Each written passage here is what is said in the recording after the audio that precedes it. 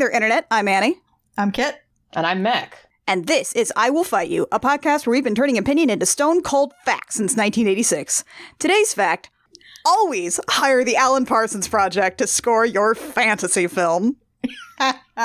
Which was a mystery to Annie and Mackenzie the last time we mentioned that topic, and now they know. Now we know so much. This was a sight unseen film for me and Mac. This was Kit's pick this time. I'm pleased. So we watched the movie Ladyhawke, and we're going to talk about that one today. Yeah. This was a 1985 movie directed by the same guy who made The Goonies, among other films, and this actually came out the same year as The Goonies, so what a banner year for film everywhere. For Richard Donner and film at large. I'm beginning to wonder if it's like a feature of every Richard Donner movie, is that it will be like very solid plot-wise, but there will be at least one absolutely baffling artistic decision in it. Man alive. Speaking of artistic decisions, this stars friggin' Matthew Broderick. For some reason. This is post-War Games Matthew Broderick. Just barely. This is one of those movies where the focus is on the wrong character.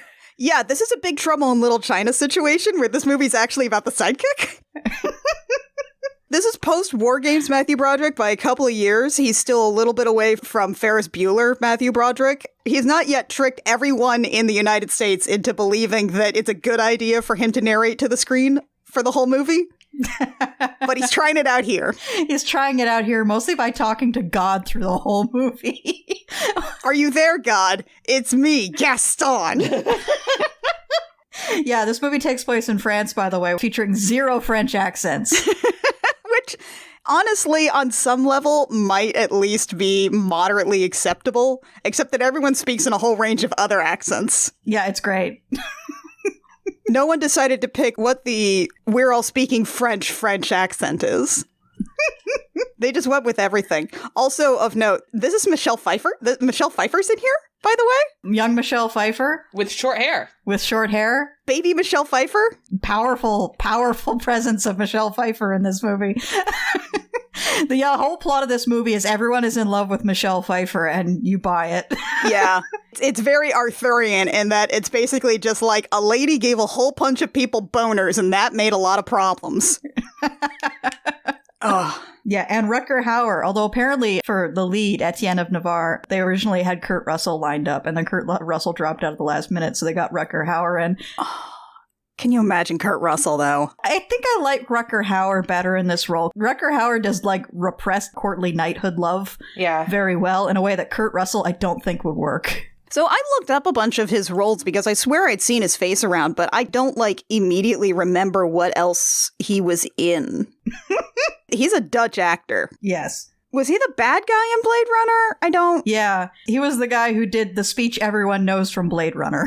Tears in the Rain, etc., etc. Yes. Huh, okay. Now he's a knight. Now he's a knight, and it works. It does. I was sitting there and I was like, okay, Matthew Broderick's obnoxious. Okay, Matthew Broderick's obnoxious. Okay, it's 20 minutes of Matthew Broderick being obnoxious so far. Oh, hello, Nightman. You're cool. Oh, right. Here's a man who feels a lot of feelings, but he's very carefully restraining them all. It's one of Mackenzie's favorites. It's my type.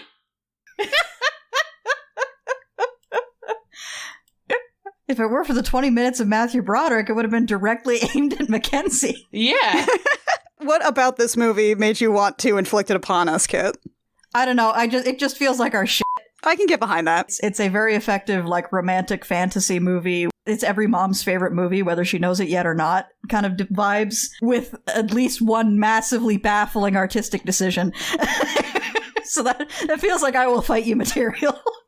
I'm into it. Yeah. This one's going to be a little hard to talk about, folks. We're going to be using a lot of, similes here because, well, the baffling decision here kind of hits us right out of the bat as the credits start rolling. Yeah, we start this movie with, some artistic shots. It's zoomed in really hard, really close on the title Ladyhawke, and as it passes over the sun, it turns into the moon, and it's all very artistic. And you get kind of a vaguely 80s twinkly vibe in the background, and then it displays the theme.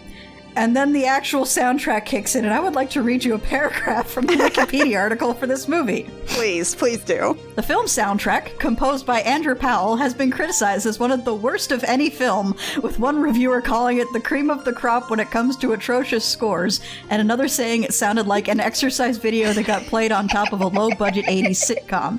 It has been placed at the top of a list of worst movie sound scores and appears on 3 other lists of bad movie music.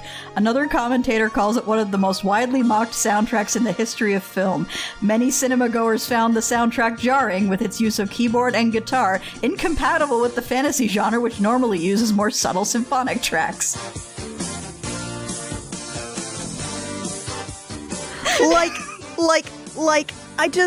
This sounds like a music for an FMV computer game with light JRP elements from the late 80s. It is so much. It is so much. There's another paragraph here.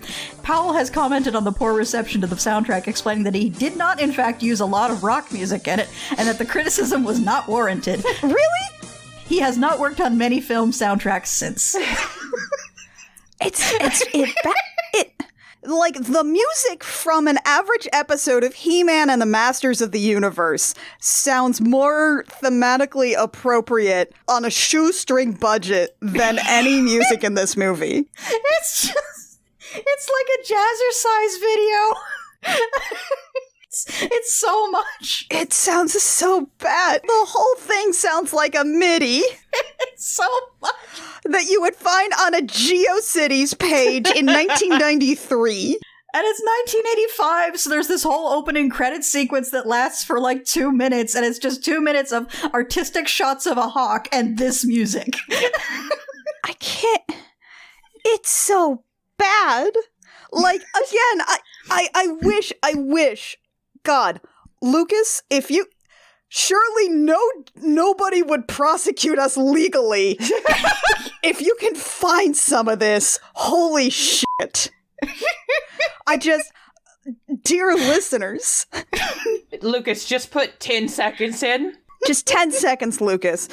Dear listeners, you have to understand that the whole movie's like this.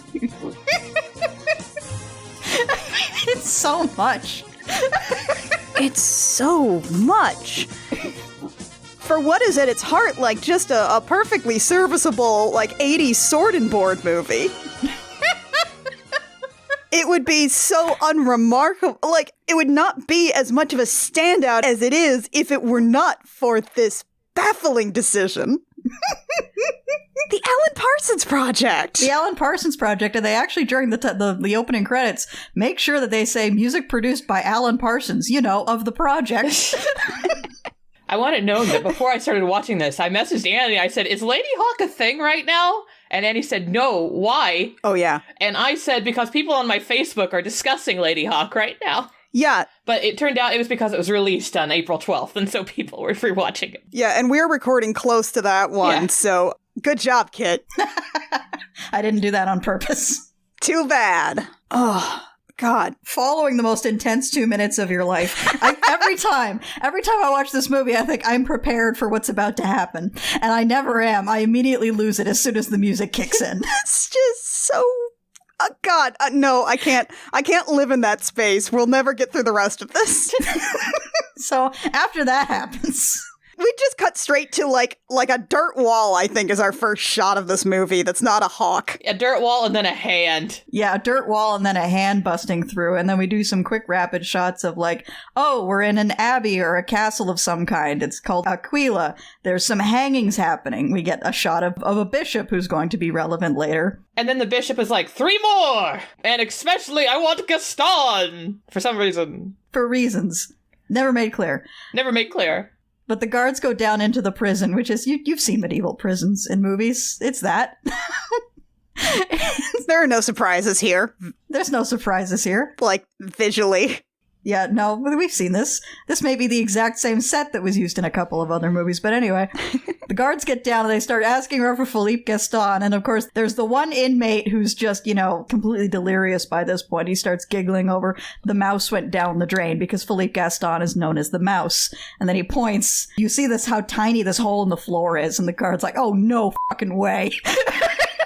We've heard a little bit of, like, someone behind this wall saying, like, impossible. Nothing is impossible. Come on, mouse, dig. And you think for a second, oh, maybe there's two people here. No. No, it's just Matthew Broderick talking to himself. No, it's just Matthew Broderick. It's just going to be Matthew Broderick talking to himself for the next 20 minutes, folks. Buckle up. Buckle up. He breaks, like, a wider hole in the thing, and he's like, oh, it's not unlike escaping mother's womb. God, what a memory. Hold on. This raises so many questions. Hold on. I should note, it's not just for the next 20 minutes. Sporadically throughout the movie, we just have Matthew Broderick talking to himself for 5 minutes span. When Matthew Broderick is not in a shot with another person, he's just talking to himself/God/a horse. Sometimes all at once. There are many good horses in this film, by the way. The horses are all good. Sometimes also a bird. Does Matthew Broderick have memories of being born? He remembers being born. Does he have, like, you could just make, like, a womb metaphor in like, a cave or escaping a cave. It happens all the time in, like, every piece of literature you're probably going to have to read at some point in school. People love womb metaphors, but, like, Matthew? Sir? It helps that this character is a compulsive liar, so whether any single thing he says in this movie is true is highly questionable. He manages to get out. He escapes into the sewers. And it's, it's a sewer sequence. You've probably played a Dungeon Dragon. Once he ends up underwater, there is even, like, the underwater Mario music. Infinite sewer maps. There is a bit where he finds, like, a tunnel up to, like, a drain up to the main church of, I guess, whatever this complex is. There's a bit where, like, he pokes up through it and there's a little girl that comes over and in the most 80-yard ass shit I've ever heard in my life says, hello, what are you doing down there? A grown woman speaking in falsetto, clearly. Yes, absolutely. This isn't the last time we hear this lady either. Yeah. There's this whole bit where, like, the guards come bustling through and one of them steps on Matthew Broderick's fingers and he plummets and lands underwater and then he has to go swimming to get out. At some point, he prays to God that something doesn't kill him as it slowly floats towards him. It's just a fully intact cow, like a bull skull. Yeah, he thinks it's an alligator. Is that what he thinks it is? Yeah. He never really makes that clear. What does he think it is? This is France! At first, I thought it was an alligator, to be fair. I was like, why is there an alligator in the sewer here? What does he think this is? He's in medieval France. Has he even heard of an alligator? This is medieval France that prominently features a red-tailed hawk. Just putting that one out there. Although that one is magic. We'll get to my eyewitness video on that later. At a certain point, I'm just going to get sick of hosting this podcast and put an educational video on for you guys. I mean, I've done that. Might as well. Yeah. Mackenzie's had 2 educational video episodes. What are you talking about? Yeah, I don't know what Matthew Broderick thinks this is, but it's a cow skull. And the thing is that, like, we're in a setting, like, the movie has just started. We haven't fully established if there's magic in this setting or not, and what kind of magic it is. So you're sitting there, like, trying to adjust your expectations, like, is there a monster down here? Because it doesn't look like anything. Is there a magic hippopotamus in the sewer? What are we doing here? How many puppets should I be expecting? The answer is none. No puppets. The answer is none puppets. None. No puppets. Oh, the animal budget for this movie must have been so high. It's got so many good horses in it, though. So many good horses. So Gaston makes it out into, like, the moat outside. Immediately cuts a purse. He's like, I forgot, I promised never to pick a pocket again as long as that cow skull isn't whatever the fuck I think it is. And then he gets out there, immediately cuts a purse, and he says, now I know I promised, but also I know that you know what a weak-willed person I am.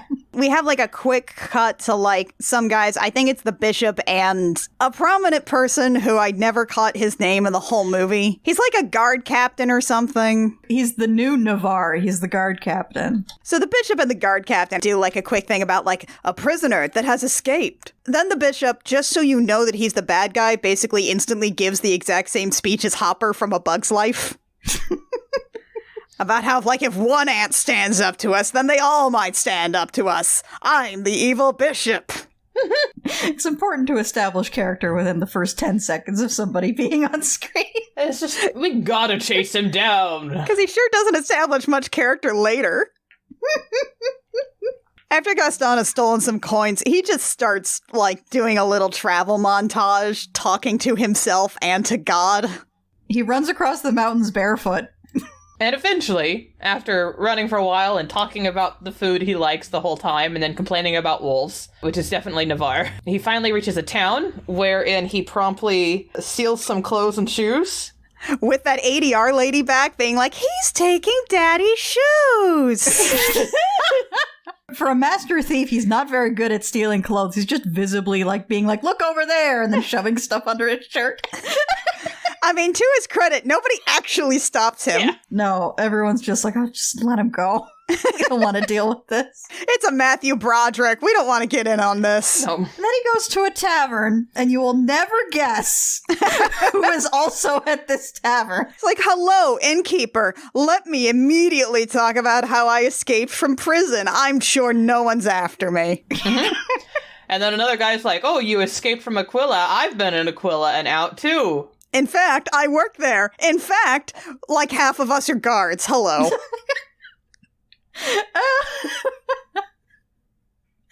And then Matthew Broderick does a whole fucking chase scene, and his escape tactic consists entirely of being child-sized and annoying. Assassin's Creed, this is not. There's like some trellises he climbs up and like kicks down. He squirms down under the floorboards of this raised area. At one point he gets grabbed from behind and just goes full dead weight like a 4-year-old. But eventually his shenanigans don't really work all that well, but he is rescued because the first of many dudes in this movie gets hit by a crossbow bolt. And we finally see Rutger Hauer, aka Navarre, the true hero of this film. That's a good outfit. He's all in black. A cloak has a red lining. Oh, yeah. You know all the good shit that they would later do for Captain Phasma visually in the Star Warses? It's that. It's that, but he's a knight. Yeah. Yep. Although he's not Gwendolyn Christie, and oh, what if he was, though? One of my great gripes about, like, I don't remember the first time I watched this movie. I've been aware of it my entire life, and I'm deeply annoyed that, like, fan fiction doesn't have more Ladyhawke AUs. You would think they would be all over the place. There's a whole bunch of Sentinel AUs, but no Ladyhawke AUs. As in, like, a setting where characters from a different thing are in a Ladyhawke situation, or Ladyhawke characters are in different settings? No, as in, like, your OTP is in a Ladyhawke situation. Oh, God, it's rife with angst. You'd think that would be evergreen. It's a perfect angst situation. And it lets you come up with personas for your characters without having to do, like, Damon fic or furry fic. Everybody loves coming up with personas. Yeah. That's my call to action for this episode. More Ladyhawke AUs, please. Yeah, there's like this whole scene where like one of the guards ends up facing off against Rutger Hauer, and he's like stunned and happy to see, oh look, it's Captain Navarre, and there's like this little moment of connection, and then fucking shithead Marquet pushes that guy from behind onto Navarre's sword. There are so many people getting crossbow bolts and getting impaled by swords. There is so much sword impaling in this movie. Swords are flung so often just across scenes. There is so much sword throwing and sword impaling and crossbow bolt deaths in this movie, to the point where you're like, so what is their armor made out of again? Is it paper? Is chainmail tissue paper? Is scale mail tissue paper? I guess it is. Not that this is a complaint, of course. Realistic medieval combat would be even slower and more tedious than the combat in this movie. You wouldn't want that. There's a lot of really big swords in this movie, and there's a lot of impaling, and like dudes just going straight through these things like a hot knife through butter. It's pretty good. There's also like one part in this whole combat sequence where Captain Navarre throws like the fakest punch I've seen outside of a wrestling match. It's great. Oh, it's so good. And just imagine that 10 seconds of soundtrack looping over this entire fight scene, because it's here. Oh, man. None of it is appropriate. None of it is appropriate. And what's even funnier is that, like, from this point onward, like, the movie intermittently has a rainbow filter over every shot. Because it's fantasy. Because it's fantasy, you see. Also, speaking of fantasy, this fight scene literally ends with the guard captain's ass on fire. Yeah. That's just the ending point. They're just like, well, my ass was lit on fire. I'm done here. Let's go. Yeah, I'm clocking out for today. Bye. Meanwhile, Matthew Broderick is running away, and Rutger Hauer gets on his gigantic, beautiful horse. Oh my God. Can we talk about this horse? his gigantic, beautiful black Frisian. Yeah, okay, Lucas, I need you to play the eyewitness video theme here briefly for a second. Okay, so the horse character's name is Goliath. Goliath is played by a 19-year-old Frisian stallion named Othello. The Frisian is noted for being descended from the breeds that were preferred for, like, knights in armor. This is a big, like, nearly draft-size horse. This is a big, powerful horse. And the fun thing about Frisians is that they are almost entirely black. Like, that's just a feature of the breed. Most Frisians are black. He's got, like, a wavy mane and tail, and he's gigantic and gorgeous, and, like, he's got matching tack. He's got tack that matches Navarre's armor. Someone styled this horse. Also, this is a very well-trained horse, because this horse, whenever he does a trot, it is one of the incredibly fancy English-style trots where his legs come all the way up. He does a little fancy prance. Yeah, he's doing a pavane. As if to sell me even more on Navarre, this is the same kind of horse my paladin boyfriend in my D&D game rides. Oh my god, of course it is. Oh, naturally. And so I'm just like, Yeah, also this horse can jump over a fence where the other guy's horses cannot, so that ends the chase scene, is that the other horses refuse the jump and Goliath just goes right over. Like, there's a point where Gaston tries to get up on someone else's horse, but none of the horses are gonna let him. What happens is that Navarre is charging up to Gaston, then just picks him up basically by the scruff of his collar and swings him across the front. Not gracefully, might I add. This man is stomach down, planking on a horse. He's just slung like a sack of potatoes over the saddle horn. Saddle horn.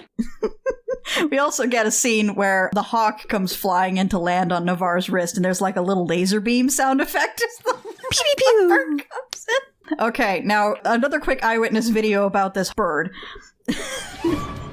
This is one of two red-tailed hawks that were used on this movie. There was like a hawk that did all the flying and a hawk that did all the sitting on Rutger Hauer's wrist. Incidentally, one of the birds went on to become an Audubon bird ambassador, which is pretty cool. oh, but that is neat. this is a red-tailed hawk. This movie was filmed in Italy. It takes place in France. The red-tailed hawk is native to neither of those places, as it is a North American, Central American breed. Here's, like, my favorite thing is that, like, it is so unusual to actually get to see a red-tailed hawk in a movie making real red-tailed hawk sounds. Not to say that people usually try to dub something over the red-tailed hawk, simply that the red-tailed hawk is used as a catch-all for large bird of prey in most things. Famously, anytime an ad in the United States wants to use a bald eagle, our national bird, as something big and majestic, they will dub over a red-tailed hawk, because bald eagles sound like little babies. They do. Yeah, bald eagles do not sound impressive at all.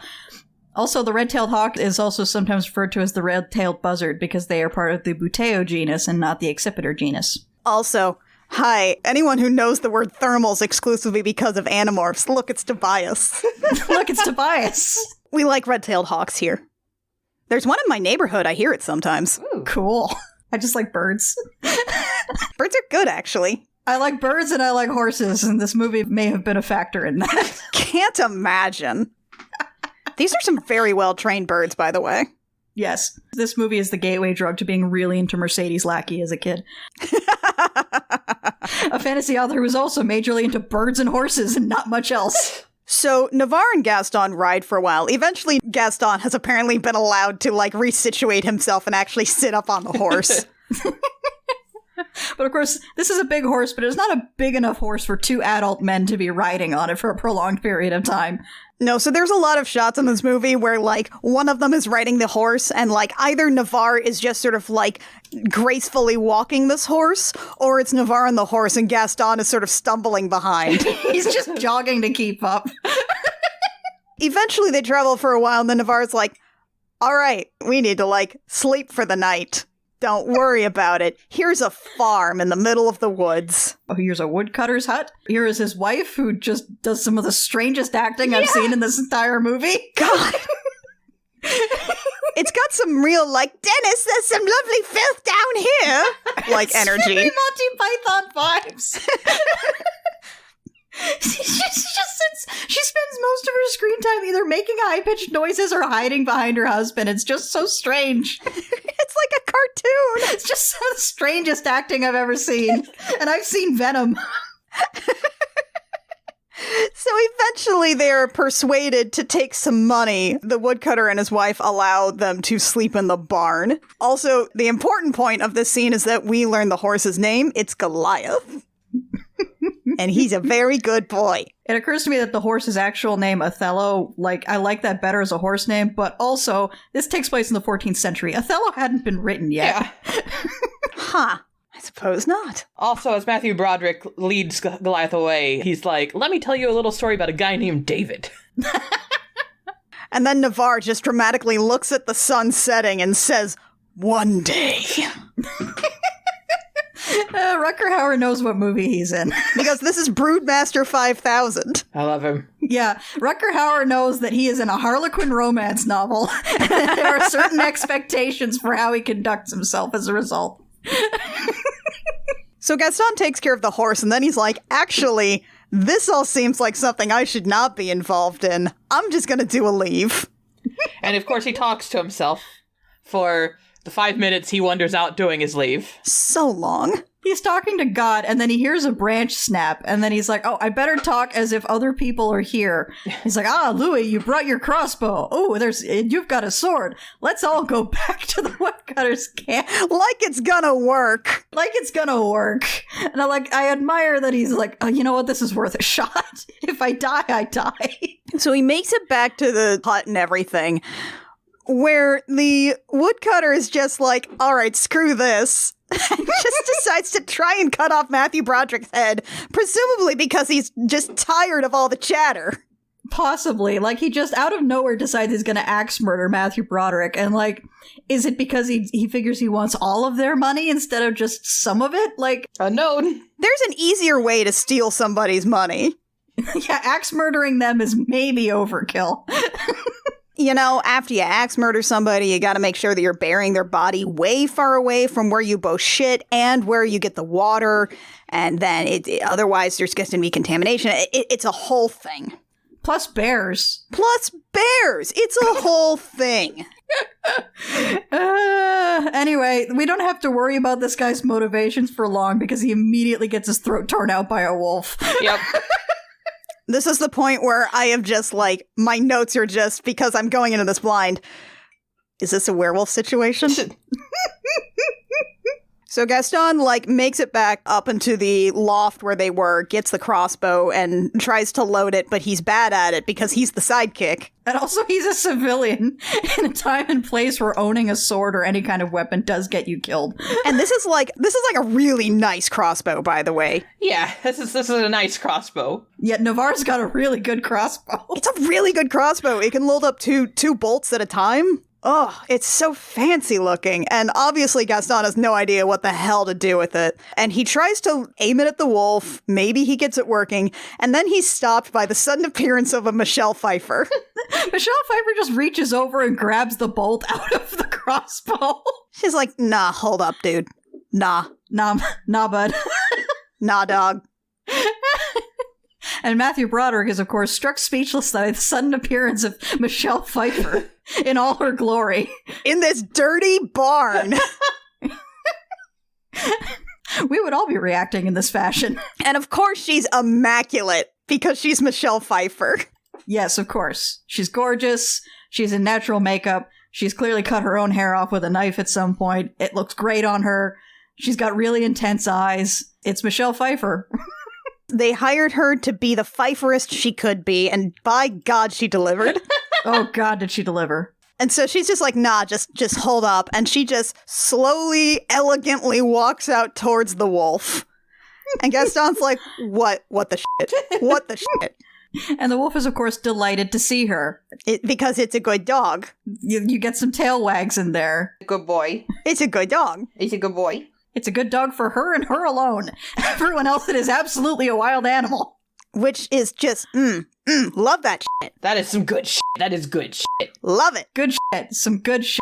Love it. That is the good shit. Love that. No, you're absolutely right about the Ladyhawke AU thing. No, that's good shit. It's very good. They just walk off somewhere, and Gaston, left to his lonesome, staring at this, does another little rambling prayer to God that basically amounts to, please not this shit.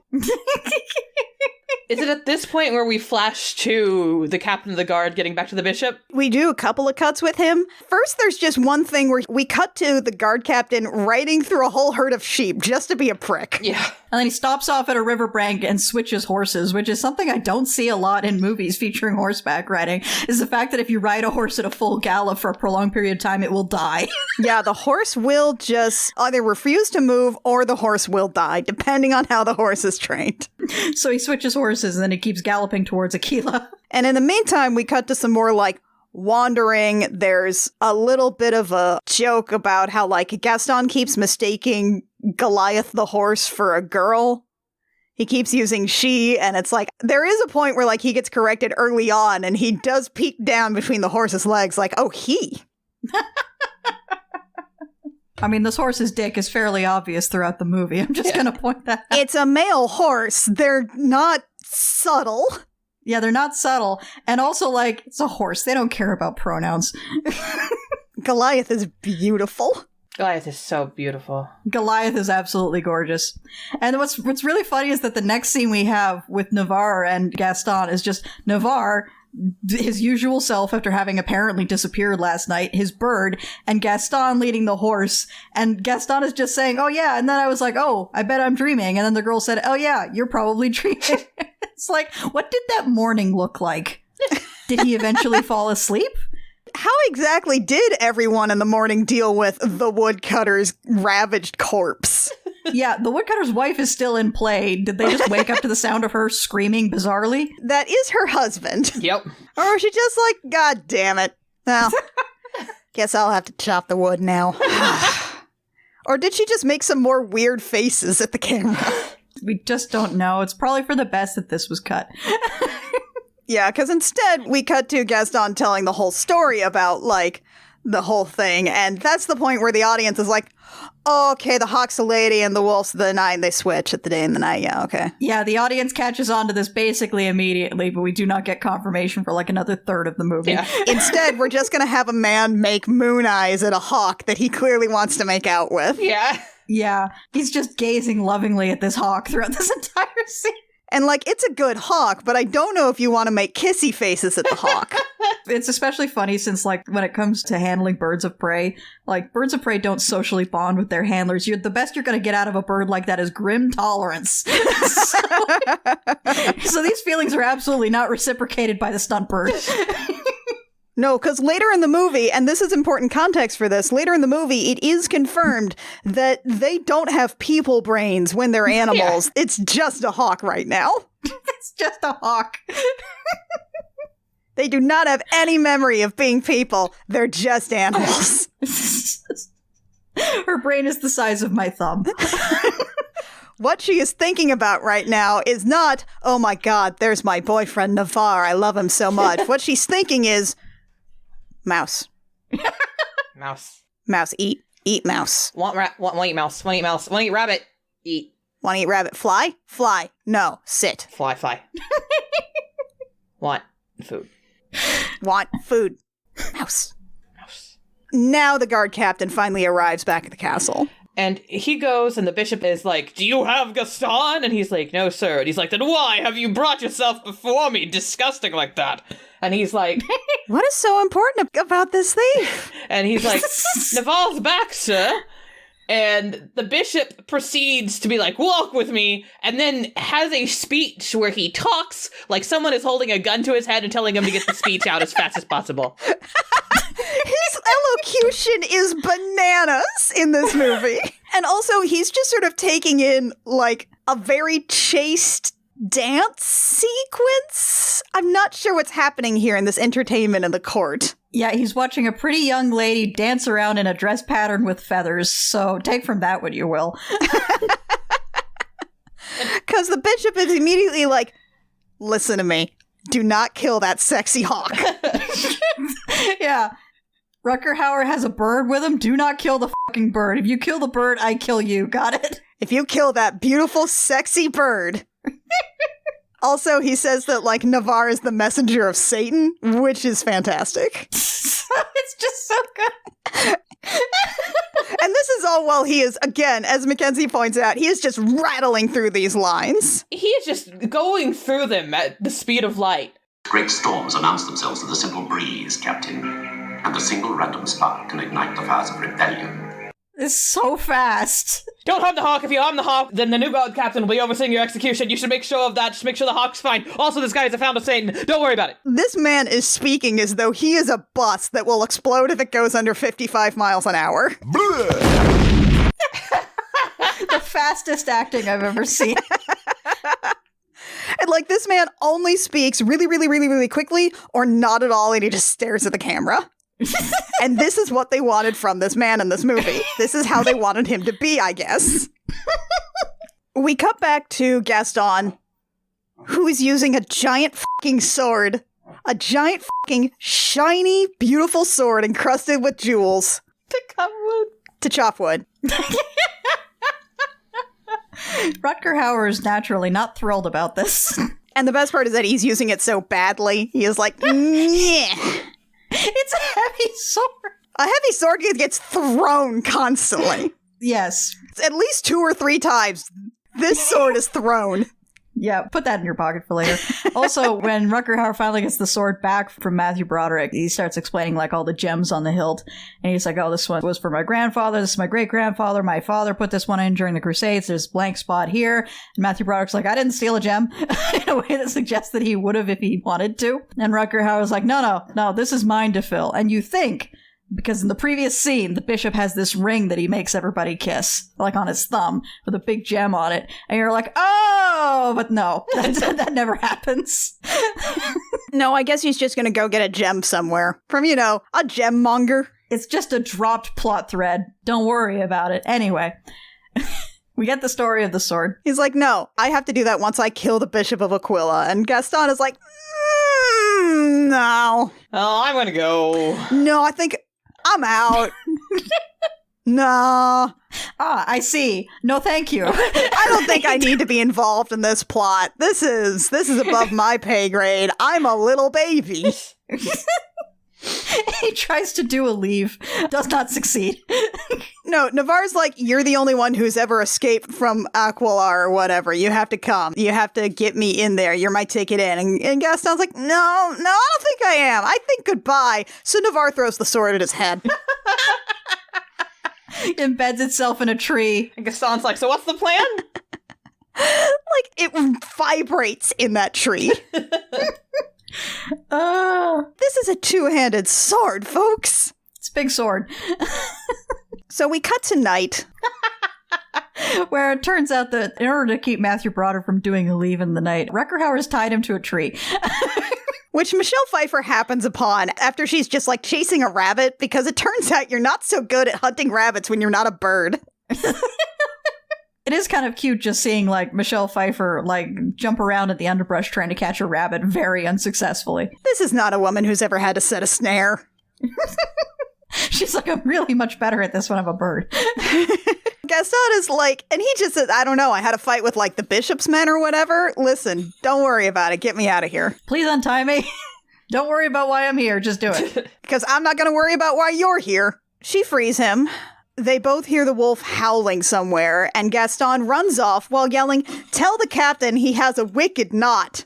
Oh, does the wolfman have a wicked knot? Listen, we can't get into that right now. If we had a spray bottle, I would be getting it out right now.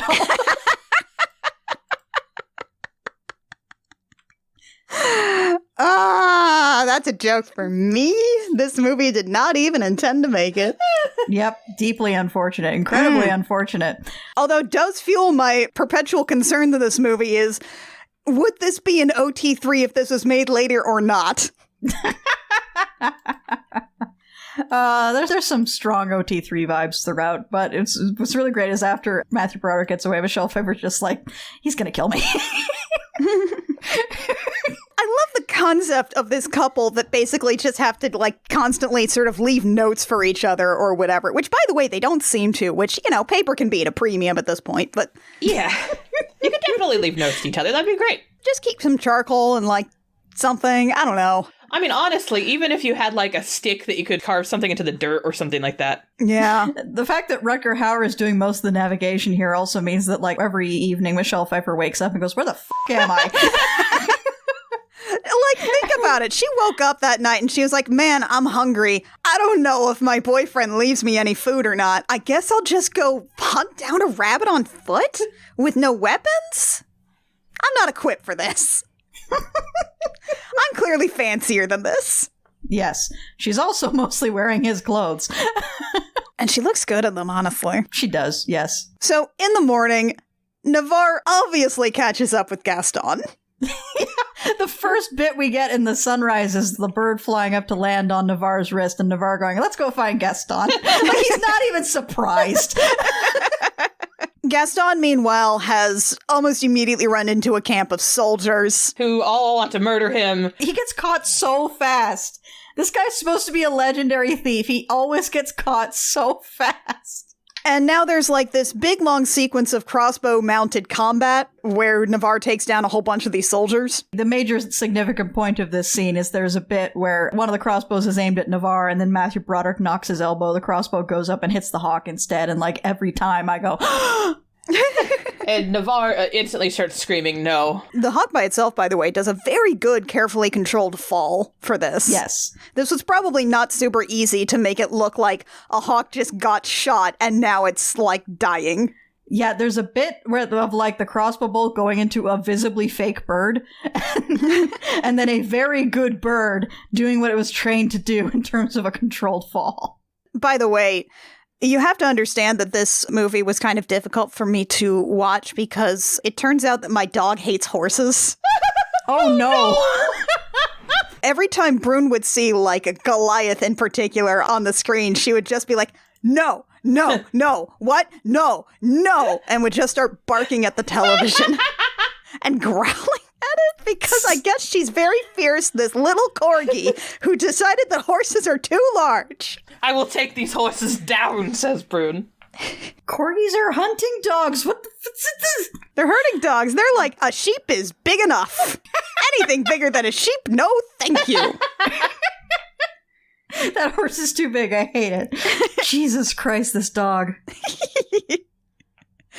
So Navarre immediately rushes over to the bird and starts, just panicking over her, but eventually gets her swaddled. And, swaddled birds are always so good.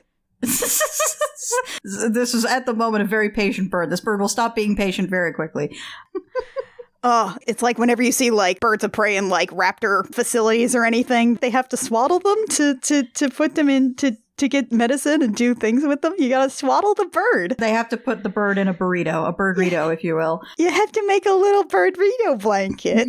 And then they just like wedge a stick in there. Yeah, they just wedge a stick in there. And then Navarre hands over the birdrito to Matthew Broderick. It says, take my horse, go to this abbey, talk to the priest there, get the bird fixed. And Matthew Broderick, quite reasonably, is like, that horse is too big.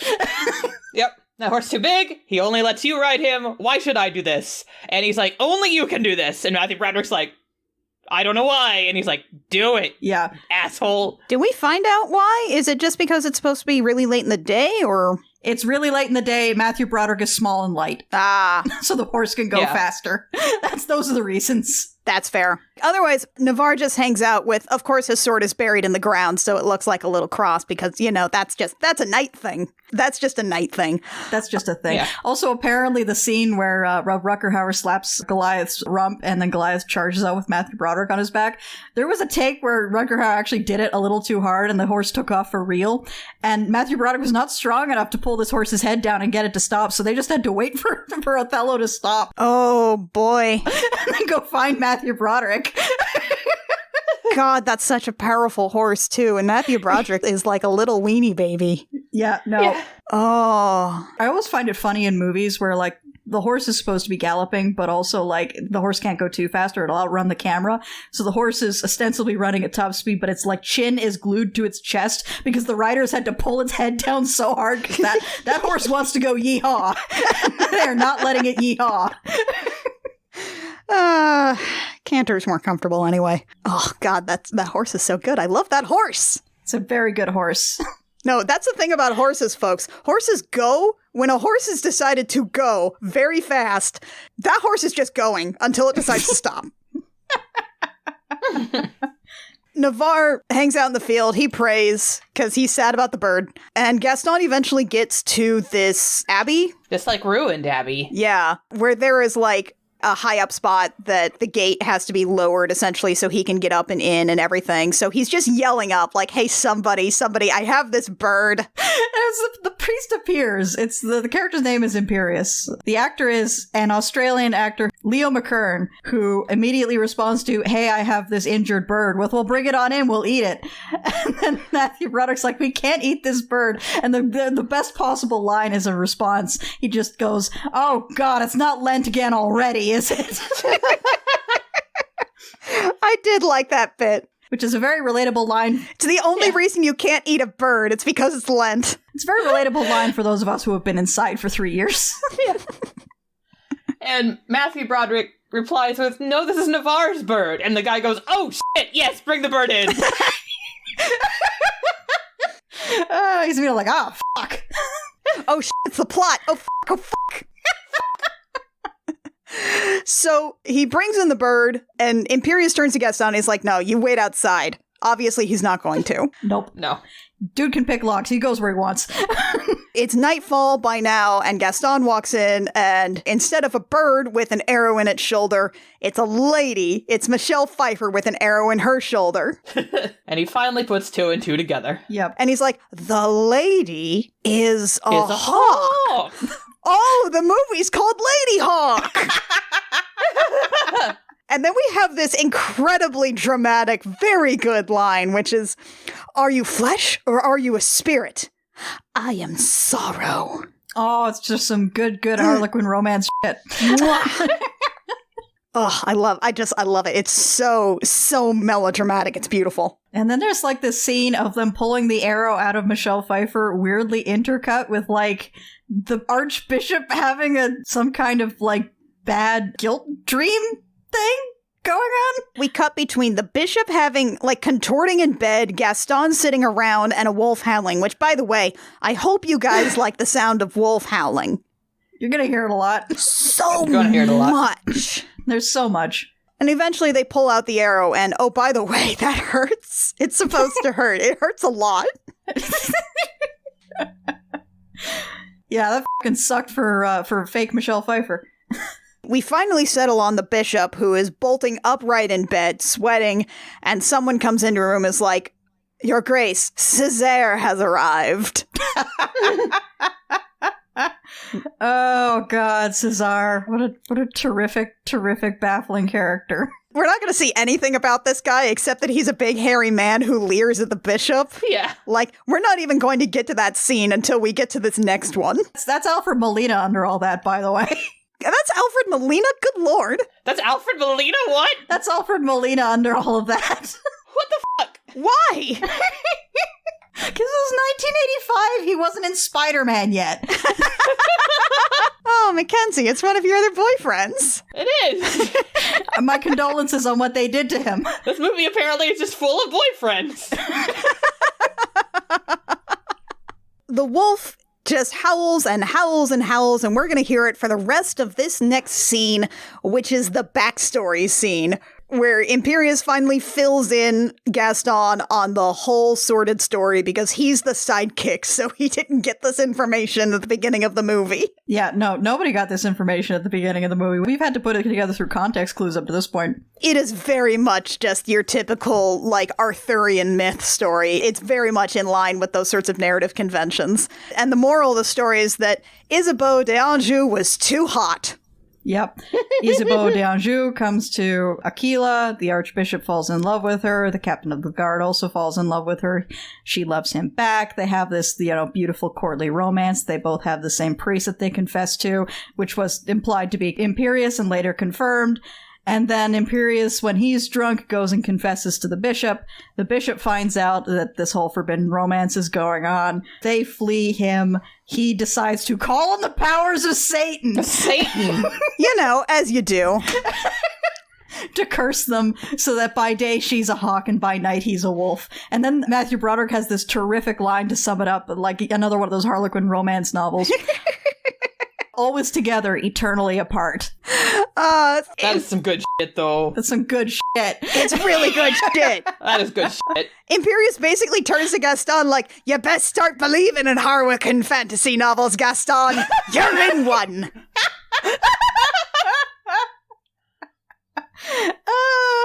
Like, the bishop just straight up in this backstory went into a room, his voice turned into Tony J's, and he sung Hellfire from Hunchback of Notre Dame. That's what this kind of plot is. Yeah. I'm a holy man, but I have a boner and I don't know what to do about it. I guess I'll make a deal with Satan. Oh, God. It's such a good scenario. One of them has to be an animal at a time, and they're always together, but they can only really almost touch each other at sunrise and sunset. Oh, it's so good. They can't even touch. It's just longing glances. It's real powerful. Folks, once again, as ever, it's all about the yearning. Yearning is so good. The yearning, though. Love a good yearning. Love a good yearning. Oh. So anyway, we finally get the whole story. We get some really good lines. And then we go back to, I guess, Alfred Molina, the wolf hunter. And the bishop is just like, listen, I'm really horny for Michelle Pfeiffer. I've just got this huge boner for Michelle Pfeiffer. I need you to bring me the wolf that's with Michelle Pfeiffer, okay? And the best part is that, like, he barely even talks in this line. He's just staring at the bishop talking about his boner for Michelle Pfeiffer. Like, what? Yeah, like his only line is like, well, I can't kill every wolf. These days, because of the plague, there's more wolves than people. The bishop just goes on. And, like, after that line, he just stares at him like, wow, dude. What?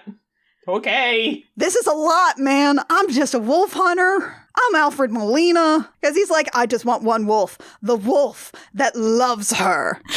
Sorry? Sorry? Dudes would literally rather make a deal with Satan to curse their romantic rivals into being animals for half the day than go to therapy.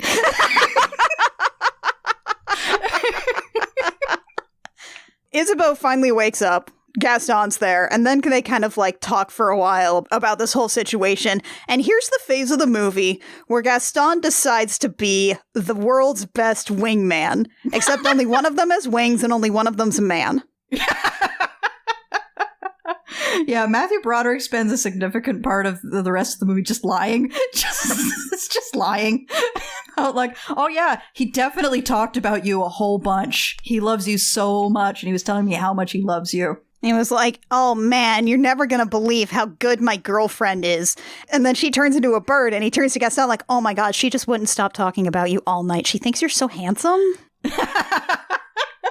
That's the rest of this movie. It's just powerful OT3 vibes. This guy just basically just like woos both of them by pretending to be the other person. Either he's the world's best sidekick or he really wants to get in on this. Yeah, one of those two things. I feel like a modern incarnation of this would be like she kisses Matthew Broderick and then Matthew Broderick kisses Rutger Hauer. Oh, oh, I want to see that modern version of this now. Fanfiction writers, start your engines. It's like, she told me to give this to you. We've got Our Flag Means Death these days. We can get away with a lot more on HBO now. Actually, a version of this with Taika Waititi in it would be very good. Just not for completely different reasons. No, like, absolutely, though. Like, you replace Matthew Broderick with Taika Waititi. It's perfect. It's good. So the next morning, Michelle Pfeiffer goes to sleep. Navarre comes back after being a little wolf. A very good dog. Well, not quite. The way this scene concludes is that the guards show up to the fucking castle while Michelle Pfeiffer is still a lady, and then she falls off a fucking tower. Oh, you're right. I got a little head. The lighting looks like it's day, but it's very clearly supposed to be like pre-dawn. Like, we're looking at like 4 a.m. with the sun rising at like 5. But it's extremely difficult to shoot movies at that hour. Right. So they were just like, it's daytime and we'll pretend it's dawn. Right. Imperius is like, actually, I found out how to break the curse. I'm not going to tell you how. Don't worry about it, but I know how to break the curse. And Navarre can't kill the bishop. Navarre can't kill the bishop. And then some fucking guards show up. I guess they just followed, like, Goliath's huge horse tracks all the way to this abbey or whatever. Did they just stop every farmer and shepherd along the way being like, did you see a beautiful horse? Did you see the most beautiful horse you've ever seen? So the guards are yelling at Imperius, being like, hey, priest, we need to search the premises in the name of the bishop. And Imperius is like, I've met the bishop. You look nothing like him. He's just up there doing bits. Well, he has little booby trap bits. He's booby trapped the way in. He's like, oh, don't worry. Sorry about the bridge being out. Oh, hey, remember to walk on the left side, I say to you, after you've fallen through the right side. He's just doing bits while Matthew Broderick and Isabeau are escaping. But unfortunately, they escape to the top of a tower. And this works out very poorly for them. Yeah, because, like, the guards do make it all the way up there, and, like, we have this whole thing where it's like, okay, Isabeau falls off the tower, and she's hanging onto Gaston's hand, and oh my god, she doesn't want to get dropped. Obviously, she's going to turn into a bird, she's going to turn into a bird, she's going to turn into a bird. Oh, we're going to just drag this out for, like, 2 solid minutes. And then finally, she lets go, and morph into a red-tailed hawk. Yeah, and the thing is that this movie was made in 1985, and they knew that they did not have, like, the technological ability to do prolonged transformation sequences, but that did not stop them. If this movie was made in, like, the early 90s, we would have been subjected to a really gross CGI morph into a bird. So I'm glad that this movie wasn't made any later than it was. Yes, but the movie does just, like, repeatedly overlay shots of, like, sunlight, birds, and Michelle Pfeiffer's screaming face in a way that, like, you watch it and you go, I don't enjoy watching this. No, it was bad to look at, actually. I'm not into this. Bad to look at.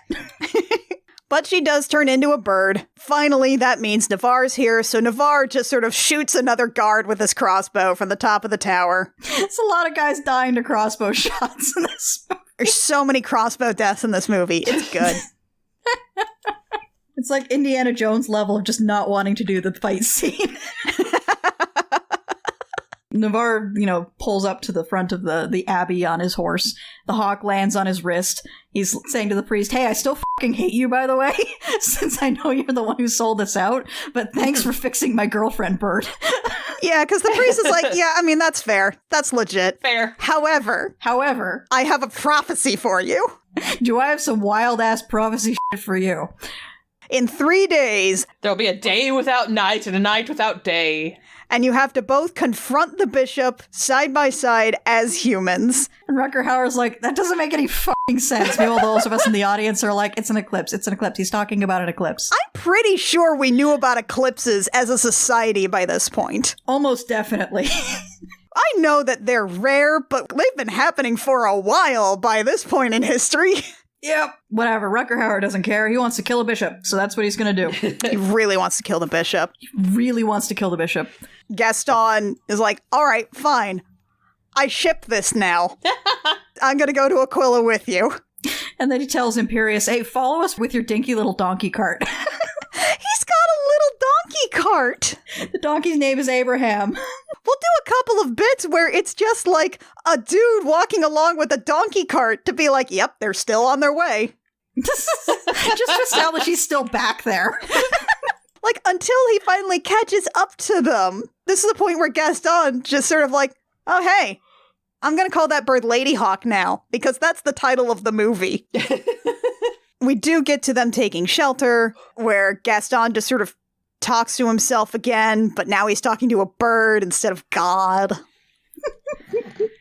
This bird is now his god because she's very pretty. Like I said, this entire movie turns on the premise that everyone is in love with Michelle Pfeiffer, and yeah, it's fine. I mean, it's Michelle Pfeiffer. Her hair is cute and short. Yes, but as it's getting dark, Navarre hands over the bird to Gaston and says, here, take her up ahead. It's getting dark. And Gaston is like, oh, how can you tell sun's setting? And like, Navarre's like, you fucking kidding me? My life revolves around sunset, you dingus. So Gaston takes the bird to a nearby inn and goes into the stables, like fetches her clothes to change into and stuff. Steals clothes. And what's really funny is that he leaves the clothes in there for her to change into, and then he goes outside in the rain and changes out of his wet clothes and into another set of wet clothes. It's not his smartest plan. What was your idea? What was the goal? Because he doesn't actually know, like, it's raining, it is pouring. He doesn't actually know when sunset's going to be. He's guessing here. He's just going to wait outside until Michelle Pfeiffer's in there. Meanwhile, we get a brief slow-mo shot of Rutger Hauer running through the woods, tearing his shirt off, and then the camera flashes, and then he's a wolf. Which, you know, can we do a bit more of that? That's like some Beastmaster-ass shit. Gaston comes back into the stable. He, again, is like, anyway, he's super in love with you. He thinks you're pretty. He loves the color of your eyes. And then he's like, oh, also, he said that you should listen to me, and I'm saying that you should go, like, have some sweet wine and dance and have a good night and stuff. So they head out of the stables and immediately run smack into Cesar's loaded horse with a bunch of wolf pelts on it. And Isabel loses her shit. She just starts screaming. Just screaming and crying like she saw a clown eat her pony. What? What is that simile? What? I can't claim credit for that one. That one's from John Rogers. The fuck? Oh, God. Isabel screams, she runs off, and then we cut out to the woods where Cesar is setting a nasty-looking wolf trap. And by that, I mean it's a bear trap. It's one of the ones with the pressure plate in the middle and a whole bunch of teeth. Meanwhile, Isabel's just kind of stumbling through the woods looking for, I guess, Navarre to warn him that there's wolf fun. I don't know what her goal is in this scene. I don't think she knows. She's wandering around, and then she hears a wolf that gets set in the trap, and she's like, oh my god damn it, there is only one wolf. So she runs over and sees Cesar prying this dead wolf out of the trap, and she goes to stab him, and there's like a brief scuffle, and then actual Navarre wolf shows up and basically drop kicks this guy into his own wolf trap. Yeah, the trap closes around his head, folks. Oh, it's nasty. Oh, it's nasty. It goes so badly for him. They did some very good makeup work on that. Oh, it's unfortunate. It looks like a meaty crunch there. Ugh. It's not good. Bad to listen to. Bad to look at. Woof-a-doodle. Yeah, so that's Cesar. Series wrap on Cesar. Movie wrap on Cesar that had Alfred Molina for 2 days. Bye, Alf. See you later, bud. See you in Spider-Man. See you in Spider-Man. And then, you know, Isabel has a bit of a cry, and then, you know, Matthew Broderick comes to find her, and that scene just kind of ends. Just kind of bloop. Yeah, because then we cut to the next morning, a sequence that I don't think they ever quite, like, explain the motivations behind. Because, like, the next morning, we're out in the open, the hawk is flying around, Navarre reaches out his arm as the hawk sort of slowly swoops down, but the hawk just walks straight past him, dives straight past him, and lands on Gaston's arm while he's stretching, and he's like, this is awkward. Sorry. Yeah, you can see his life flashing before his eyes. He's like, I'm going to die. Because that is a bird of prey rushing at his head, folks. First, it's like, oh god, bird of prey rushing at my head. Then he sees the look on Navarre's face, and he's like, I'm going to die. Oh no. And No. Navarre's like, so what happened last night? Give me all the details. You want to tell me what happened with the love of my life and you last night? And then Gaston's just desperately trying to wingman his way out of this. Like, oh, she just wouldn't stop talking about you. You know, she talked about when you guys met, and then she looked sad, I'm guessing, because I know the backstory. But then she looked happy, because I also know the backstory, and she's Michelle Pfeiffer. And then eventually he's like, all right, look, she's Michelle Pfeiffer. Of course I've had a boner for Michelle Pfeiffer. What do you want from me? But also she's like super duper in love with you. She thinks you're so handsome and nice. God knows why. And then like Navarre has this little smile like, my girlfriend likes me.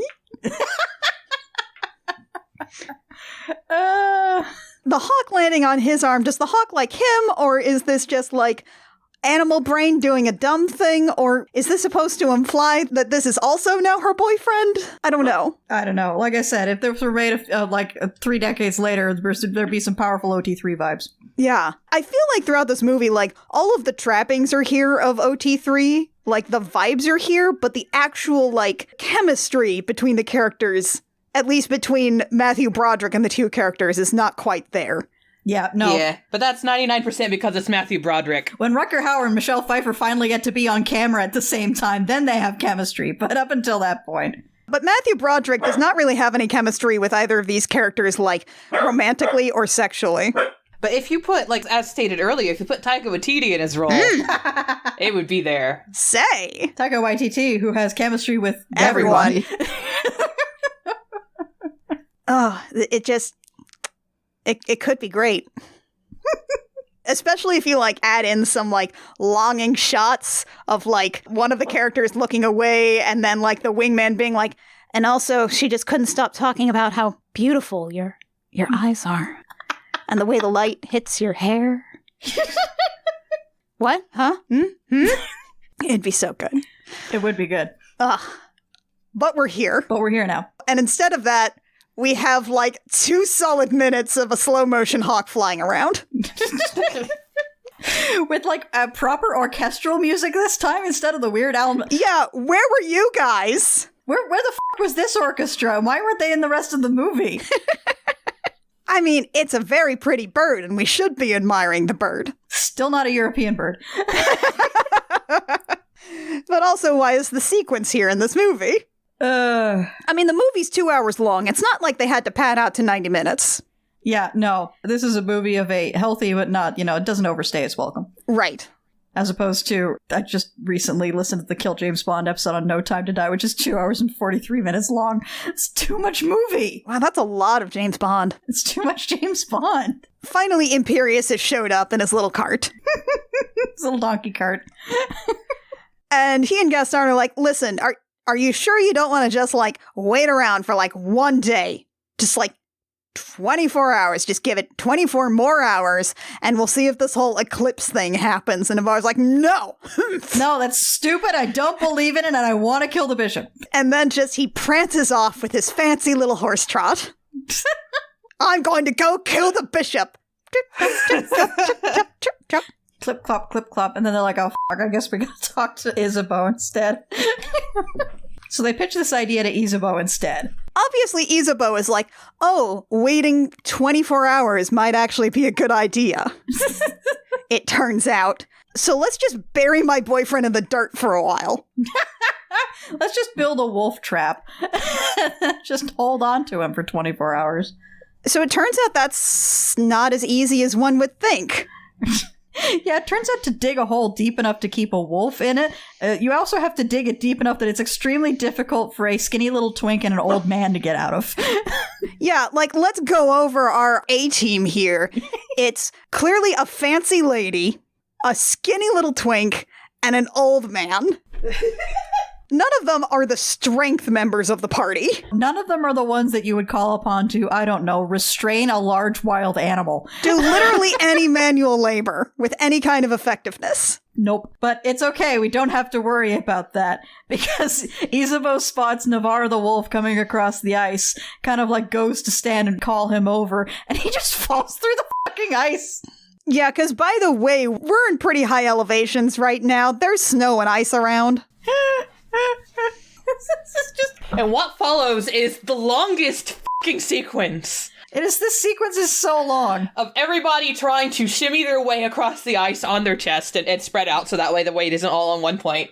To get to the wolf, to tie a rope around it, to try and pull it out, with friggin' Matthew Broderick climbing into the water to try and push the wolf out, and the wolf not liking this. Yeah, no, the wolf is just completely scratching up Matthew Broderick in the process, and, like, the wolf is making sad dog noises throughout, so this is actually genuinely heart-wrenching, if only because, sad dog noises. Yeah, because that dog might freeze to death. That's a sad dog. Don't let the dog be sad. And then they manage to get Navarre out of the water, and then Isabeau goes and hugs him and just leaves Matthew Broderick in the water, because fuck him, I guess. Yeah, he doesn't need to climb out of the freezing temperatures that will kill him if he doesn't warm up now.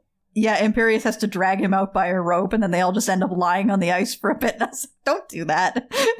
This is a very long sequence. I mean, It's so hard. Yeah, it lasts like a million years. it's like, this is realistically the kind of like slow, methodical thing you would have to do to get a dumb animal out of the water where it will die. But like, Especially when that animal weighs like 80 pounds. yeah. But also, maybe we don't need to see every minute of it. Some judicious cuts would be useful. Oh, so we then cut to Isabeau and the wolf in the half-assed wolf pit. Yeah, just kind of snuggling. Because, they're dating. They're together. They're in love. They are in love. And also, whomst among us doesn't want to snuggle a wolf? Exactly. Whomst among us does not want to snuggle a wolf? As the dawn comes, we finally get to see the two of them watching each other as the sun shifts them, and it's so good. Ugh. It is so good. This would be so much more affecting if A, the special effects weren't severely f***ed up. They're so bad. Yeah. It's so bad. And B, the moment the bird flies away, Rutger Hauer, half hanging out of the wolf pit, just makes this noise.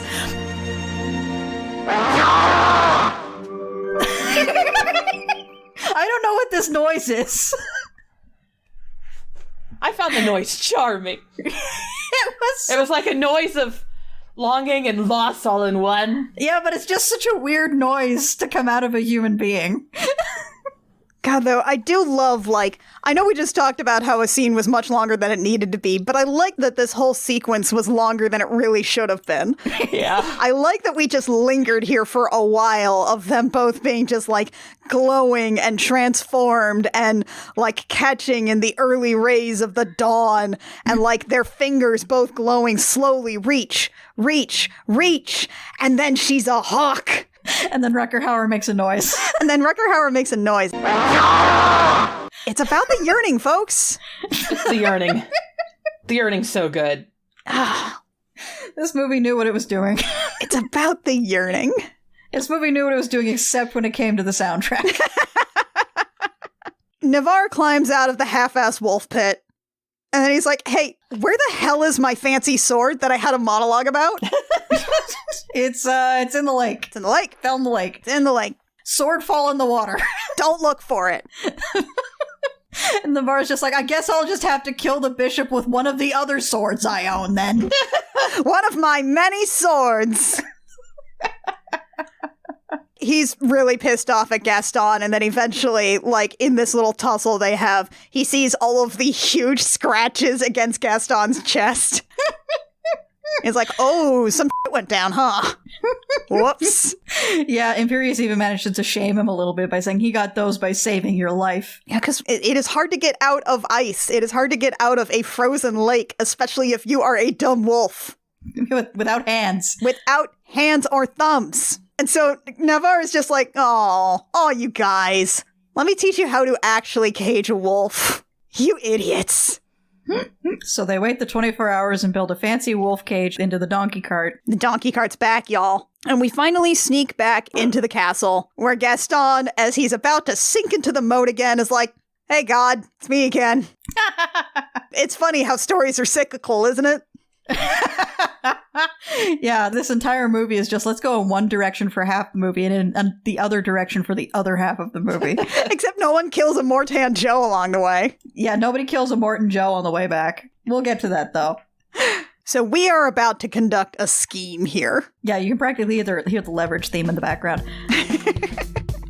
You've got Navarre the wolf in the wolf cage. You've got Imperius and Isabeau driving the cart, saying, hey, we brought this wolf for the bishop. Sure. That the bishop wants to kill himself. Yes. Yes. I buy this. The bishop's been weird enough about wolves for long enough that I feel like the guards would be like, yeah, this tracks. Meanwhile, Gaston is swimming back through the sewers the other way to get into that chapel that we saw on his way out, the one where he can get up through one of the drains. So that was plot relevant. There's a lot of stuff in this early part of this movie that you're like, oh wait, that was plot relevant? Shit. Yeah, it turns out this movie didn't do things just on accident. Yeah. It was plot relevant. Which, isn't always what happens. All things considered, this is a fairly tight screenplay. Especially for, like, again, an 80s sword and board movie. Yeah. Gaston has some trouble getting up into the church, and he eventually has to get out his knife because some guy's standing on top of the grate. He has to start stabbing this dude in the foot. And the dude's just like, oh, shit, the rats have knives here.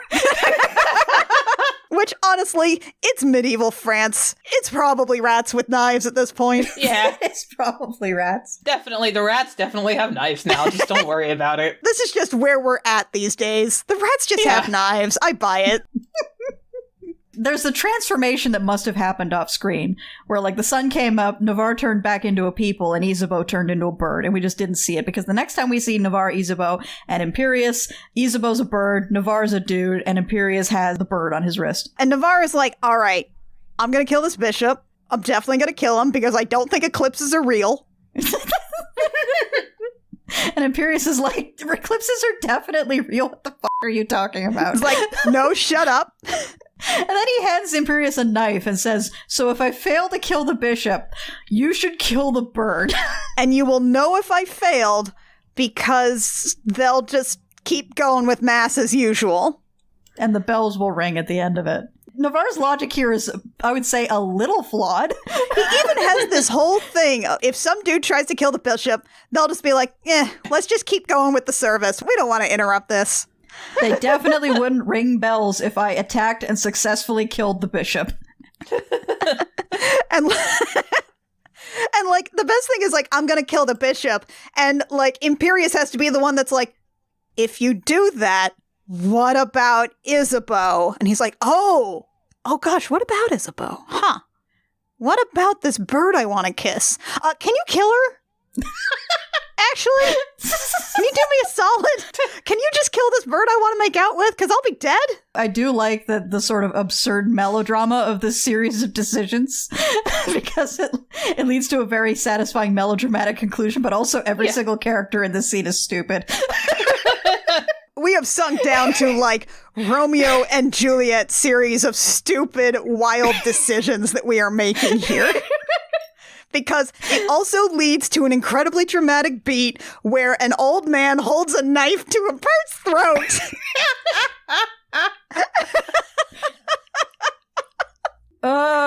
Which sounds like a meme. So anyway, Navarre goes off to kill the bishop. And this is accomplished by Gaston going over and picking the lock on the door into the chapel, and then the doors swing open and Navarre rides in on his fucking horse. Oh, good. That's literally how I wrote it down. Navarre rides in on his fucking horse. Navarre on his fucking horse? He just rides in on his horse, which is doing the fancy pavan on the way in. It's such a fancy horse. This horse is like, I am here. I am fancy. We're gonna do a murder. It's church. I'm here to be fancy. And then he gets like pretty far into the hall and then hears a noise from the door and the Marquis is also riding in on his horse. They're gonna do a mounted horse fight in this fucking church. We do a little joust in the middle of church. And nobody in this room is like, hey, maybe we should leave. Yeah, everybody is just like, all right, free show. All right, let's just step back a little. I guess this is happening in the middle of mass, sure. Oh my god. And like, the bishop throughout this whole long fight scene we're about to have is going to be completely stock still. We will cut back to him to see how he is reacting emotionally to this, and the answer will be none. Non-emotion. This man just stares blank-faced at the proceedings here without moving at all. This man is basically just T-posing in the background of this entire scene. They forgot to animate him. But like the cinematics keep cutting to him, but they forgot to put the animations in. Oh, God. So we have a joust. We have a joust with swords. Yeah, and then they both fall off the horses pretty promptly because there's no way that the climax of this movie can involve two knights on horseback fighting in a church. They're like, no, we have to get these guys on foot. It should be noted, though, that the Marquette's very good horse does get tripped and falls down and then gets back up. Yes. This is a very good horse. That is not easy for a horse to do on command. Yeah, no, it's a very good horse. It's a very good horse. Also, I do like that Navarre is still, and his horse, just completely all in black, matching tack, matching outfits. And Marquette is also all in white and silver. It's very good. It's all very good. And it's a pure white horse. It's mwah. It would not be, like, suitably dramatic for Navarre to just walk up and murk the bishop. It will also make no sense for the bishop to be, like, actually good at fighting people. We're not going to have, like, a Pope combat Assassin's Creed scene. Instead, we have Navarre just fighting the Busey of the movie. Eventually, this fight concludes. Navarre wins. And then we have this goofy little POV shot through his helmet that he has now. It's like medieval Doom. Like it's the beginning of Halloween. This visor on his helmet has like several slits through it horizontally, so it looks like we are filming through a Venetian blind. It loses something a little bit. As he slowly approaches the bishop, and then suddenly a roll of thunder, and he takes off his hood to see it. Yeah, because eclipses are announced by thunder, I guess. During the fight, somebody's helmet got chucked up really high solely for the purpose of shattering a window so they can see the eclipse from inside the church. Which conveniently directly faces the sun. Yes. The sun is centered in this circular window. I mean, that's probably why that window is there, so the sun can shine through it at a certain time of day. However, it is suitably dramatic. And then we also get, we cut briefly to Imperius tucked up in a corner with a knife to a bird's throat, saying, "God forgive me." We get to this point where, like, there's more sword fighting as the eclipse is starting to happen, which, by the way, the lighting doesn't actually do anything that an eclipse actually does. It does not get dark or anything. We just slowly see something covering the sun, but there's some more sword fighting as Navarre takes down some mooks, and he's like, oh, wait, what if these guys actually want to ring the bells to announce that some shit's going down in here? Oops. Oops. That's the kill bird signal. Whoops, that's the kill bird signal. The great part is apparently when people asked Rutger Hauer what the thing he was most proud of about this movie, he says, well, there was one time that I needed to throw a knife at a guy who was about to ring a bell, and I flipped the knife in my hand without looking. That's the thing he's most proud of this movie. That's a legit thing to be proud of, though. It looks super dope, though. It does look dope. It does look super dope, and he flips it in his hand without looking and throws it at the guy who's about to ring the bell, but then another guy does show up, and he's out of knives. At that point, he has been throwing a lot of weapons and using a lot of swords, and at this point, Gaston is like, here, it turns out your sword wasn't completely lost. Here it is. We tucked it up under the cart. Don't worry about it. Why did we lie to you about this? Shut up. I don't know, actually. I don't actually know. Now Gaston has his sword. He's ready to go kill the bishop. Because, like, the guards are all dead now. The bishop still refuses to react for, like, another minute or so. And then, like, the bells ring, and Navarre... Oh, this part is good. Navarre looks devastated. Oh, God, it's so good. Because he fucked up. He fucked up. He fucked up. He fucked up. His bird wife is dead now. He's pretty sure. So in a rage, he advances on the bishop. There's this whole thing. The bishop looks over Navarre's shoulder and says, Isabeau. And then Navarre is like, Isabeau is dead. And then we see a shape in the out-of-focus background at the door of the church. And then Navarre realizes and turns around and Isabeau comes into focus, fully human. And it's fucking brilliant. There's a bit in here where, like, the bishop is like, you can't kill me. That's not how the curse works. And it's like, what? How do you know that? How do you know that? Did Satan tell you? Who told everybody about how to break the curse? Yeah, Satan just whispered it to me. Don't worry about it. Who told everybody about this? But no, Isabeau's here. That's the important part. Isabeau's here, and she's got something clenched in her fist, and she walks up to the bishop, and it's her jesses and her hood from when she was a bird. She just very dismissively throws them to the ground at his feet, because she's furious with him because it's his fault. That she had to be a fucking bird for so long. And so, like, Navarre does this whole thing where he's like, look at her. Look at her, because the bishop has covered his eyes as soon as Isabeau walks in. Yeah, he's finally doing some acting. Yeah, he has finally decided to act. He is overcome at the appearance of Isabeau. He's even, like, covering his eyes with his arms and hands. He's like, look at her. You have to actually look at her and acknowledge what you did, which was make Michelle Pfeiffer into a bird because you wanted to fuck her. Look at her, look at me, look at us. And then just to confirm, because it is difficult to communicate visually when things like curses are broken, we have Imperius off to the side with Matthew Broderick being like, it worked, the curse is broken. Which is like, I feel like a confrontation should at least be a bit more than visually confirm that we are both in the room. I feel like there should have been something to this. Like maybe Michelle Pfeiffer could have been like, something that at least has the energy of my body will never be his temple. Some kind of like renouncing or like you couldn't keep us apart or love or something, or this twink undid you. But no, we just have Imperius saying it worked, the curse is broken. Yeah. And then she gives him like the little falcon hood. They walk away, and then the bishop is like, if I can't have you, and raises his gigantic staff. Which has a speared tip on the end of it, which we established during the bishop is weird about wolves to the wolf hunter scene. So he's about to kill Isabeau, and then Navarre turns around, throws his sword again.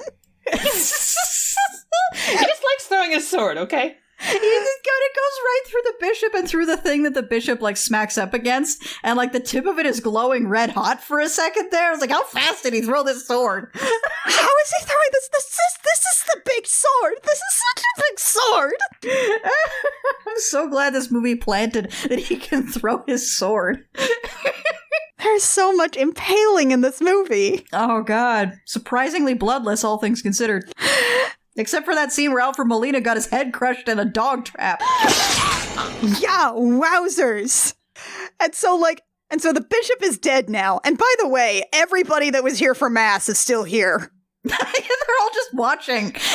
Nobody left. They hung out this entire fight, which, it looks like it was good entertainment, probably more entertaining than mass, I guess. Or they were like, is the service over? Should we leave? Or no? I feel like these two are about to make out. Let's stick around. And meanwhile, like, Gaston and Imperius are like, all right, well, we're the sidekicks. We should probably head out. Yeah, they off. Because Navarre and Isabeau have suddenly realized that it's over and they are both human and now they can touch and also make out and just sort of like say each other's names a lot. And like the fact that they're almost babbling with how speechless they are, which, speechless in the ways of like they don't know how to make concrete thoughts right now. Yeah. They're also both very damp. They're crying a lot. It's very nice. They're just overcome with just the ability to be with each other and just even be within proximity of each other and touch. And it's very sweet. It's very sweet. And then Matthew Broderick and Imperius swing by, and we both Navarre and Isabeau kiss Gaston. It's like, where's the OT-35s? On different cheeks. On different cheeks. It's just in a different version of this movie.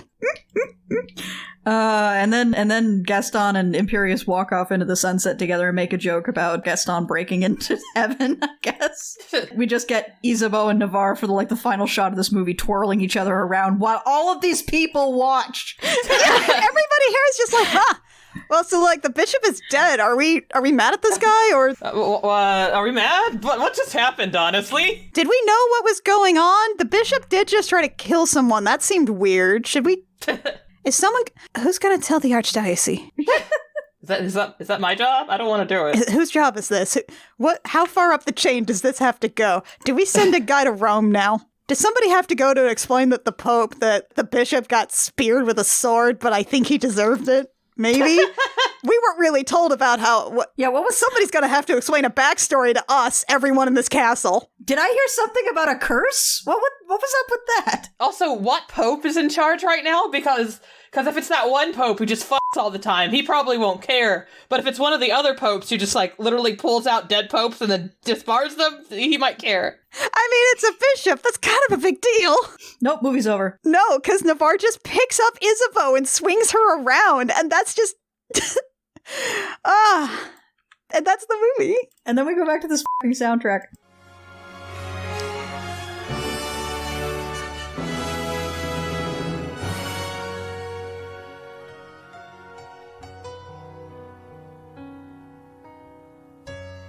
Over the final credits. This little bleep blorp synth track. Yep. At the end of the credits, there is a bit that says, in loving memory of Little Pasta. Yeah, do you know what Little Pasta is? I didn't want to No. make a joke about it in case it was something sad. I looked it up. I cannot for the life of me, like, none of the animals were named Little Pasta, near as I can tell. Who the fuck is Little Pasta? Who's Little Pasta? Who's Little Pasta? Audience, if you know Little Pasta, or may in fact be Little Pasta, please let us know. Oh, Little Pasta was the name of the actual hawk which died during production. What? That can't be true. The hawk's name was Spike. There were 6 hawks, Oh, jeez. and one of them was Little Pasta. Oh, Okay, well that solves that fucking mystery. no. Okay, Little Pasta is a great name for any animal, but I like the incongruity of naming a beautiful, regal-looking hawk Little Pasta. Anyway, that's the movie. And that's Ladyhawke. That's Ladyhawke. That's Ladyhawke. There's just some very good yearning in here, folks. It's good. It's good shit. There's some very good yearning. There could be a very good OT3 here in case anyone wants to rewrite this one and make it gayer. Yeah. Taika Waititi, we're looking at you. Yeah. Taika, buddy? Buddy, Come on, bud. you do amazing work, please. Pointing towards the fact that I proposed for this episode, this movie probably would have gone completely unremarked upon by history. Except for the fact that the soundtrack is god-awful. that kept it alive in the public memory long enough for us to find out about this movie. Come for the terrible soundtrack. Stay for the yearning. Yeah, so that reinforces my point. You should always hire the Alan Parsons Project to do the fantasy score for your movie. Just make one really stupid decision for people to wonder at for a while. Yeah, just to make sure that people remember it long enough for the people who really want to see this movie, who are going to be born several years later to see it. I came out for this movie. This was nice. Yes, Yeah. this movie's not perfect. It is in many ways deeply flawed, especially when it comes to the soundtrack, but it's fun. Honestly, my only complaint was, why were the first 20 minutes just about Matthew Broderick? That was it. Yeah. I could do with less Matthew Broderick talking to himself. Yeah. Like, I feel like we could have accelerated that sequence a bit. again, Ferris Bueller tricked everyone into thinking that Matthew Broderick should talk to the camera a lot, and we have been living in that lie for a long time. However, we have Ladyhawke predating that movie that proves that that should not be happening. Ugh. You're right. Now I can't stop thinking about it. Now I just want Ladyhawke AUs. Right? Fanfic authors, get on it. So much yearning. Pay me and I'll write erotica about it. I might. Is it going to be in the style of the last of your erotica that I read / was subjected to? Absolutely. I only write trash erotica. Yeah. Oh boy. It's only fun if it's trash. Yeah. Now that we've gone through this, I think it's time for our final facts, folks. Yep. Yes. Kit, what's your final fact? I mentioned it before, but I'll say it again. This is your mom's favorite movie, whether she knows it yet or not. Mac, what's your final fact? Knights, especially Broodmaster Knights, especially Broodmaster Knights who can't quite get to their love and there's tons of yearning. That is the shit. And anyone who tells me otherwise is lying. They're just incorrect. They're just incorrect. People are wrong sometimes. Yeah. Annie, what's your final fact? The only reason the bishop died is because he decided to finally start acting. So here's the thing, folks. If somebody shows up to try and kill you, do not react. You stare at that person. You T-pose at them with zero expression until they leave. Do not react. Their vision is based on movement. Romance novel protagonist vision is based on movement is maybe the hottest take we've had on this podcast.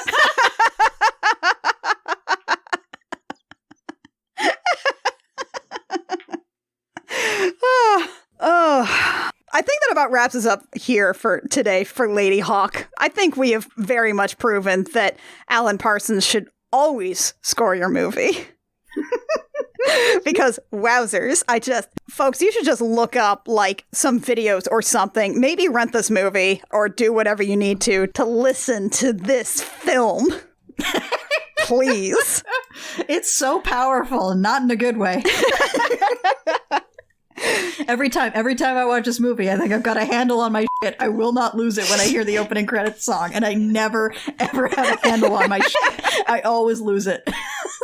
Join us next time when I will be losing it so much because I have a bone to pick. Join us next time when we will be discussing the undeniable fact that Wilbur Weston is the worst man in comics. Folks, We're talking about Mary Worth, folks. I've got Mary Worth opinions. I am intrigued. I am terrified. I will have to start digging up citations because Comics Kingdom only goes back so far. But oh boy, folks, I'm going to be talking about newspaper comic Mary Worth, and there's going to be some cussing. There's going to be a lot of cussing. I'm just picturing like Annie huddled in front of a microfiche reader at a library muttering swears to herself. It's definitely one of those like horror movie research sequences. There's just dramatic music, close-ups of my eyes, just going through page after page after page of old newspapers. It's all Mary Worth comics. Zeroing in on one man with a bald spot eating a sandwich.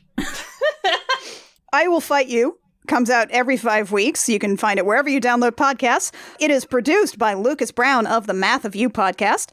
If you would like to support us, a like, rating, review, subscribe wherever you find us is lovely. You can talk to us on Twitter at CRC Podcasts. We are also on Tumblr at Crooked Russian Cam, I think. It's Tumblr. Look It's for Tumblr. us. We're there somewhere. It's crookedrussiancam.tumblr.com, I believe. Yeah, that one. It's mostly automated. If you would like to talk to us, I already did that. Give us your money instead. Patreon.com/crookedrussiancam. For $1 a month, as well as other tiers, you can get access to a bunch of things. Early access episodes of I Will Fight You. Of particular note for this show, our show notes are at the $5 tier, but there's lots of stuff for that and our other shows, all of which you can find out about at our website, crookedrussiancam.horse or crookedrussiancam.gay. But just for this episode, do .horse. When you go to patreon.com/crookedrussiancam, it's a 404. Oh yeah, it's the Jim Oh, Jam. did I say that one? Oh, I'm sorry. It is Crooked Russian. God fucking shit. Lucas, please cut in me saying the right one. Patreon.com/the Gem Jam. Or just keep all of this. Or just keep all of this. I will never do an outro correctly, and I refuse to try. I keep all my terrible outros and date me, damn it, Lucas. Just keep it. I refuse to start now. It's been too long. I will always f this up. It's part of my charm at this point. This is my hashtag brand. This is our bit. This is a little gift for the people who listen past the end of the episode. Then the outtakes reel that Lucas puts in at the end. They're all very good. I think I did everything. Did I do everything? Yeah, you I did think everything. you did everything. Okay, great. Join us next time where I get mad about a newspaper soap opera comic strip at my friends. Until then, I'm Annie. I'm Kit. And I'm Mac. And we have fought you.